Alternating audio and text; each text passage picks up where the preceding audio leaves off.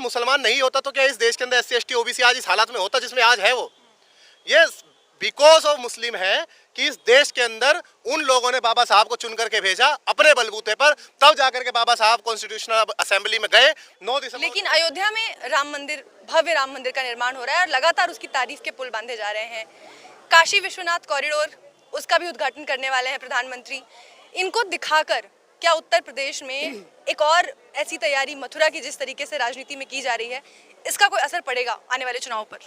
देखिए, इन लोगों के खून मुंह लग गया है। जब खून मुंह लग गया है और ये लोग जान गए हैं कि इस देश के अंदर जो तमाम जातिगत व्यवस्था के अंदर जब इन लोगों को बांट दिया गया है, बांटने के बाद लोग आज की डेट में अपनी अपनी जाति को पकड़कर इस प्रकार से बैठे हुए हैं जैसे मान लो पैदा हुए बच्चे को आप एक पेड़ पकड़ा दो, बोलो कि बेटा इस पेड़ को पकड़ ले और इस पेड़ को छोड़ियो मत, और मरते दम तक नहीं छोड़ता है। उससे पूछे कि तुझे मिल क्या रहा है? इस पेड़ से कुछ नहीं मिल रहा है, लेकिन पकड़े रखूंगा इसको मैं। तो इन लोगों को जब इस कमजोरी का इस देश के अंदर पता चल चुका है कि ये बेवकूफ़ किस्म के लोग हैं, ये SC ST OBC, ये पकड़े रहेंगे इस पेड़ को, ये हिल नहीं सकते हैं इस पेड़ से, तो इसका जो फायदा है कौन उठा रहा है? आप देखिए, क्या आपके लोग आज IAS बन रहे हैं? क्या आपके लोग आज IPS बन रहे हैं? क्या आपके लोग कलेक्टर बन रहे हैं, इंजीनियर बन रहे हैं, डॉक्टर बन रहे हैं? नीट के अंदर लिख करके ये लोग क्या क्या दे रहे हैं, किस तरीके से इंटरप्रिटेशन कर रहे हैं, किस तरीके से आपके आरक्षण को बर्बाद कर रहे हैं। मतलब आप ये देखिए कि एक व्यक्ति जिसने कभी जिंदगी में हाथ में बल्ला नहीं पकड़ा है, बैट बल्ला जिसे कहते हैं, वो जाकर के BCCI का हेड बना दिया जाता है। कौन सा आरक्षण है भाई वहाँ पर? एक व्यक्ति जिसने कभी एक मंत्रोच्चारण नहीं करा है, वो जाकर के बड़े बड़े मंदिरों का पुजारी बना दिया जाता है। अभी कौन सा आरक्षण है वहाँ पर? एक व्यक्ति जिसकी सोर्स लगती है, जो कभी स्कूल नहीं गया है, वो सीधा जाकर के कलेक्टर, इंजीनियर, डॉक्टर बन जा रहा है। किसकी सोर्स है वहाँ पर? कौन सा आरक्षण के तहत वो वहाँ पर जा रहा है? तो ये हमारे लोग जो हैं, ये बेवकूफ़ लोग हैं। गलती उनकी नहीं है, वो तो इंटेलिजेंट लोग हैं। बेवकूफ़ लोग हमारे लोग हैं। अगर इन बेबुद्धि के लोगों को ये बोलने लग जाए कि भैया तुम अपनी जो जाति है ना, जिस पेड़ को तुमने पकड़ रखा है, इसे अलग फेंक दो, इनसे वो नहीं होगा। इन्हें लेंगे तो इनके संगठन बनेंगे, इनकी खुद की जातियों के संगठन बनेंगे, तथाकथित जाटव, तथाकथित वाल्मीकि, तथाकथित मतलब जितनी भी जातियां हैं, SC ST OBC जितनी भी हैं, आप इन चीज़ों को पकड़ करके रखेंगे। आप इतना नहीं समझ पा रहे हैं कि आपके पास संसाधनों में कितनी हिस्सेदारी है। 20-20 गज के मकानों में आप रहते हैं, गंदी गंदी नालियाँ आपके अगल बगल बहती हैं, आपकी औकात 1 रुपये की नहीं है देश के अंदर। जो मर्जी आपकी बेटी को पकड़ करके बलात्कार कर देता है, उसके बाद रात को प्रशासन उसको 2 बजे जिंदा जला देता है। आप अपने आप को समझ ही नहीं रहे, आपकी अपनी एक इंडिविजुअल आइडेंटिटी नहीं है क्या? उसके बाद फिर जब हम बातें हैं इस हिंदू और मुस्लिम वाली बातों पे, तो इनको सबको हिंदू बनाना होता है। अरे आप बनाइए ना हिंदू, सबको बनाइए हिंदू। तो जो एक हिंदू जो 5000 गज की कोठी में रह रहा है, और एक हिंदू जो 50 गज का मकान भी नसीब नहीं है उसको, एक हिंदू जिसमें 500 बीघे की जमीन है, एक हिंदू जिसे 5 बीघे का भी पट्टा नहीं है, 5 बीघे बहुत ज्यादा बता रहा हूँ, 500 गज का भी पट्टा नहीं है खेती का उसका, फिर किस प्रकार का हिंदू हिंदू है? ये मेरे को नहीं समझ में आ रहा है। भूखे 20 करोड़ से ज्यादा लोग, ये मेरा सर्वे तो नहीं है, ये तो सरकारी सर्वे है, 20 करोड़ से ज्यादा इस देश के अंदर लोग भूखे सोते हैं, है ना? तो आप इन लोगों के जो मुंह, जैसे कुत्ते को एक खून मुंह लग जाता है ना सर मैम, उस तरीके से इन लोगों को खून मुंह लग गया है। अब इनको पता है कि इन सबको डरा लो कि मुसलमान ने आपका नुकसान करा, मुसलमान ने ये करा, मुसलमान ने वो करा, और ये लोग बहक जाएंगे। सोशल मीडिया पे 5-5 हज़ार लोगों की टीम इन लोगों की IT पर प्रोपागेंडा को स्थापित करती है। उसके बाद आप ये देखिए कि अगर मुसलमान नहीं होता तो क्या इस देश के अंदर SC ST OBC आज इस हालात में होता जिसमें आज है वो? ये बिकॉज ऑफ मुस्लिम है कि इस देश के अंदर उन लोगों ने बाबा साहब को चुन करके भेजा अपने बलबूते पर, तब जाकर के बाबा साहब कॉन्स्टिट्यूशनल असेंबली में गए।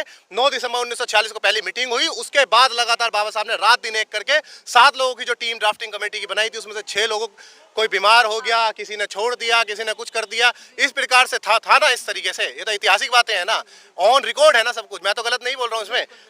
बाबा साहब ने रात दिन मेहनत करके, जो हमारे महापुरुष थे, गौतम बुद्ध, कबीर जी, रविदास जी, ज्योतिबा फूले जी, माता सावित्रीबाई फूले जी, माँ फातिमा शेख जी, हमारे छत्रपति शाहू जी, हर एक व्यक्ति को भारत के संविधान के आर्टिकल के रूप में स्थापित कर दिया, और वो हमेशा स्थापित रहेंगे।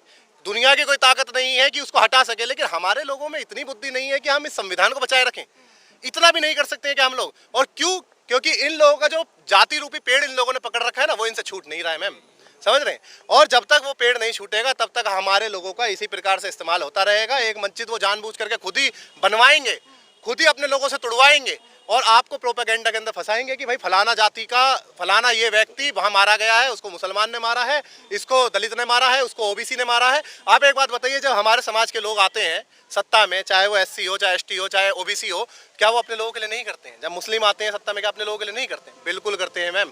एक आपसी भाईचारा है। साहब कहा करते थे ना कि बहुजन समाज के 4 कप्तान, दलित, पिछड़ा, आदिवासी और मुसलमान, बोलते थे ना इस बात को। तो ये कब समझेगा ये समाज? अरे 85% हम कहते रहते, लेकिन है कहाँ? बैठने को तैयार हैं क्या आप लोग? आप बताइए। आपका गुस्सा कहीं ना कहीं उन लोगों से कम है जो मेरा उनसे कोई गुस्सा आपका नहीं है गुस्सा, और ये शायद आपके नाम के पीछे लगने वाले अम्बेडकर की वजह से है। देखिए, मैंने मेरी जाति, तथाकथित जाति जाटव समाज, मैं इसे उसमें कहूँ, मेरे सर्टिफिकेट में जाटव, ब्रैकेट में चमार। चमारों ने अम्बेडकर को अपनी पपोती समझ लिया।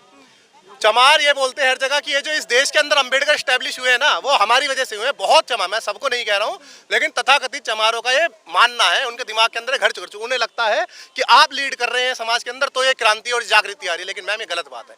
साउथ के अंदर जो क्रांति हो रही है, वो कौन कर रहा है? जो वेस्ट के अंदर क्रांति हो रही है, वो कौन कर रहा है? गुजरात जैसे एरिया के अंदर लाखों लोग रात भर, वहाँ पर आरएसएस से भी खतरनाक संगठन है गुजरात के अंदर। हम नहीं जानते, हम मिले नहीं हैं उन लोगों से। वेस्ट के अंदर, ईस्ट के अंदर जो, तो ये खुद जातिवाद में फंस गए हैं। आप बताइए, आप ये खुद तथाकथित जाति जो है जातिवाद में फंस गई है ना। तो आप इस तरीके से भला होगा क्या? आप बताइए। आप इसको डिमोलिश नहीं कर पा रहे हैं, आप वहाँ पर फिर ठेकेदारी ले रहे हैं आगे बढ़ने की बहुजन समाज के। मतलब आप देखिए किस तरीके से चल रहा है। बाबा साहब तो नहीं थे ना इस जाति से, ज्योतिबा फुले तो नहीं थे ना इस जाति से, छत्रपति शाहू जी महाराज तो नहीं थे ना। तो ये समझने की जरूरत है, आवश्यकता है कि तमाम समाज को, हम सबको जो रोटी बेटी का संबंध है वो स्थापित करके आगे बढ़ना होगा। जब तक हम ये काम नहीं करेंगे सर, मैम भूल जाइए कि इस देश के अंदर कोई क्रांति आ जाएगी। ये तो एक्सेप्शनल थे साहब कांशीराम की, वो आए और पता नहीं जैसे तैसे वहाँ उत्तर प्रदेश के अंदर स्टैब्लिश कर गए हम लोगों को। हमें नहीं पता कैसे कर गए वो, लेकिन कर गए वो, है ना। अब हम लोगों से वो भी नहीं संभाला जा रहा है। आप बताइए। ये आपने सारे जो पत्ते कह लीजिए आप राजनीति के, आपने एक एक करके खोल दिए, बिल्कुल सही पत्ते हैं। लेकिन सवाल अभी भी वहीं का वहीं है कि आप बेहद जागरूक हैं युवा के तौर पे। अगर देखा जाए, आप जानते हैं कि आपके अंदर कौन सी कमियां हैं। अपने अंदर की कमियों को जानना बेहद जरूरी होता है। लेकिन आपके समाज पे लगातार आप जो हमले कर रहे हैं कि समाज सोया हुआ है अभी भी।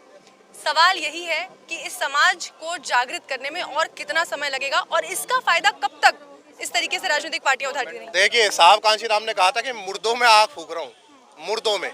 उन्होंने आदमी नहीं बोला था। तो साहब का मानना था कि ये तो समाज है ही मुर्दा।